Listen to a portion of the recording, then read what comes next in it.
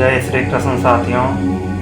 उत्तर प्रदेश में जग को पावन करने वाली अतीत पावनी माँ गंगा के पावन तट और ऋषियों की तपोमय भूमि पर स्थित इत्र नगरी कन्नौज से मैं आचार्य घनश्याम तिवारी अपने यूट्यूब परिवार के सभी साथियों का अपने चैनल पर हार्दिक स्वागत करता हूँ। साथियों, मैं उपस्थित हूँ एक बहुत ही महत्वपूर्ण जानकारी को लेकर, जिसका नाम है शादी कौन कराएगा, रिश्ता कौन लाएगा, पत्नी का स्वभाव कैसा होगा, दाम्पत्य जीवन कैसा रहेगा। इन सभी सवालों के जवाब ढूंढने की कोशिश करेंगे आपकी जन्म कुंडली के माध्यम से। साथियों, जैसे ही बच्चे जवानी की दहलीज पर कदम रखते हैं, शादी की चिंता होने लगती है। माता पिता के हृदय में भी विचारों के बादल मढ़ने लगते हैं कि हमारे बच्चों की शादी कैसे होगी, कब होगी, कौन कराएगा, जीवन साथी कैसा होगा, इत्यादि विचार मन में उठने लगते हैं। साथियों, विषय बहुत ही महत्वपूर्ण है, आप कहीं मत जाइएगा तथा पूरा वीडियो बहुत ही ध्यानपूर्वक देखिएगा। My dear friends, this is my request, don't skip my video and please subscribe my channel. तो आप लोगों का ज़्यादा समय ना लेते हुए वीडियो शुरू करते हैं। किसी भी व्यक्ति की लगन कुंडली में 12 भाव या 12 घर होते हैं, जिसमें पहला घर व्यक्ति की लगन का होता है।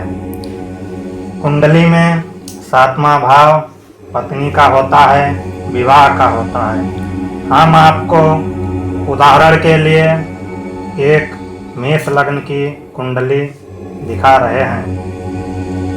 इस कुंडली में 7वें घर का अधिपति शुक्र को दिखाया जा रहा है। आपकी कुंडली में सप्तमेश कोई भी हो सकता है। अगर सप्तमेश लग्न में हो मित्रों, आपकी कुंडली में 7वें भाव में जो अंक लिखा है, उस अंक के हिसाब से आप अपने 7वें भाव के अधिपति की पहचान करें। जैसे मान लो अगर 2 लिखा है तो वृषभ राशि होगी, जिसका स्वामी शुक्र होगा। 7 लिखा है तो स्वामी शुक्र होगा। अगर मेष लिखा है तो मंगल होगा। इस प्रकार अपने सप्तमेश को आप लोग जान सकते हैं। जो भी अंक लिखा है उसी हिसाब से आप लोग अपनी कुंडली में देख सकते हैं। हम इस उदाहरण कुंडली के माध्यम से आपको आपके सप्तमेश को शुक्र को दिखा रहे हैं। इस कुंडली में 7वें भाव का अधिपति शुक्र को बनाया गया है। अगर शुक्र लग्न में है तो शादी आपके माता पिता या आपकी जान पहचान के घर से हो सकती है। लग्न आपका शरीर है या आपकी लव मैरिज का भी योग बन सकता है।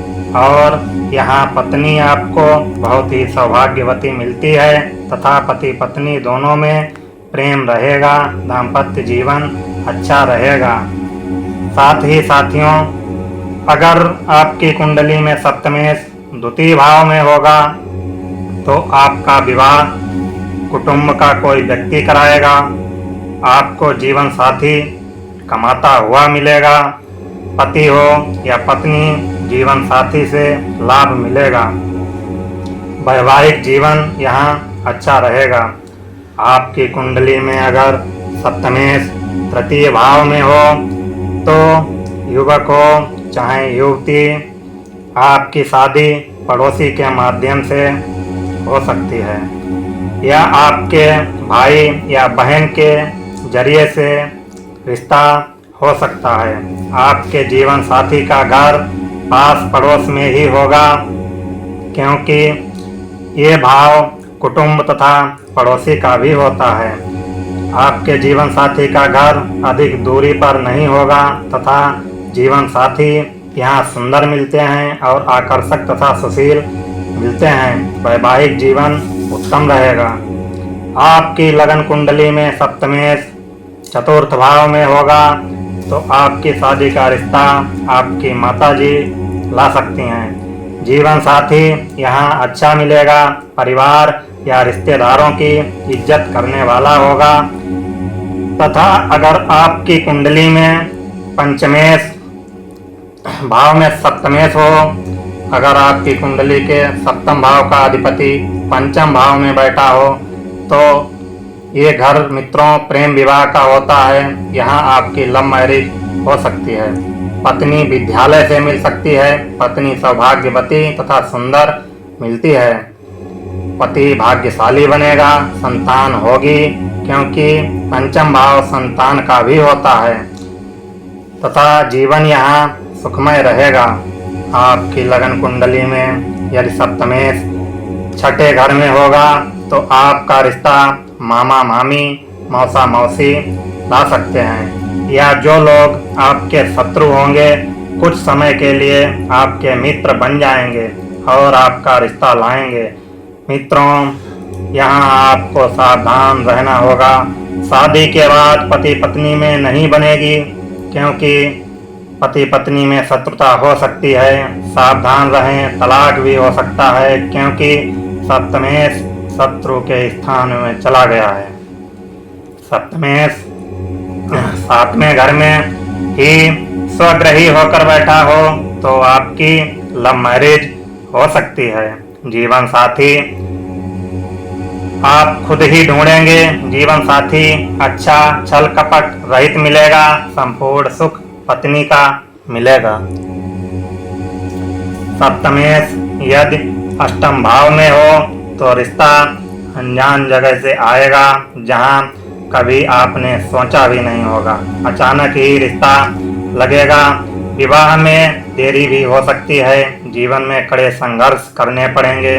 शादी के बाद पति पत्नी में तनाव रह सकता है, क्योंकि जन्म कुंडली में अष्टम भाव को अच्छा घर नहीं माना जाता है। साथियों, सप्तमेश आपकी कुंडली के सप्तम भाव का स्वामी यदि नौवें भाव में हो, तो रिश्ता लाएंगे आपके पिताजी। शादी के बाद भाग्योदय होगा। आपके सुख के दिन शुरू हो जाएंगे। जीवन साथी यहाँ धार्मिक भगवान को मानने वाला मिलता है। सप्तमेश यदि दसम भाव अर्थात कर्म भाव में हो, तो जहाँ आप नौकरी व्यापार कर रहे हैं, वहाँ से रिश्ता हो सकता है। सप्तमेश अगर कोई पाप ग्रह होगा, तो नौकरी व्यापार में या शादी होने के बाद आपके जीवन में परेशानियां आ सकती हैं। अगर कोई शुभ ग्रह होगा, तो सब ठीक रहेगा। सप्तमेश यदि लाभ स्थान इच्छा पूर्ति के स्थान 11वें भाव में हो, तो युवक हो या युवती, आपका रिश्ता आपके बड़े भाई या परिवार में कोई बड़े भाई के समान होगा, वो रिश्ता लाएगा। शादी के बाद आपको सारे लाभ मिलने शुरू हो जाएंगे। जीवन साथी से लाभ होगा एवं जीवन साथी भाग्यशाली मिलेगा। यदि सप्तमेश 12वें भाव में हो, तो जन्मभूमि से दूर या विदेश से रिश्ता आएगा। आपका रिश्ता लाएंगे। आपके दादा दादी या नाना नानी आपका रिश्ता करा सकते हैं। यहाँ पत्नी का वियोग या तलाक आपके जीवन में हो सकता है, क्योंकि 12वें भाव को त्रिक भाव कहा जाता है। ये भाव अच्छा नहीं माना गया है। यहाँ के जीवन साथी भोग विलासी होते हैं, अच्छे नहीं माने जाते हैं। तो ये साथियों जानकारी हमने वीडियो के माध्यम से बहुत ही महत्वपूर्ण जानकारी है आप लोगों तक पहुंचाई। आप लोग हमारे चैनल पर नए जुड़ रहे हैं, तो हमारे चैनल को सब्सक्राइब अवश्य कर लें, क्योंकि आने वाले समय में बहुत ही महत्वपूर्ण वीडियो आप लोगों को देखने को मिलेगी। धन्यवाद।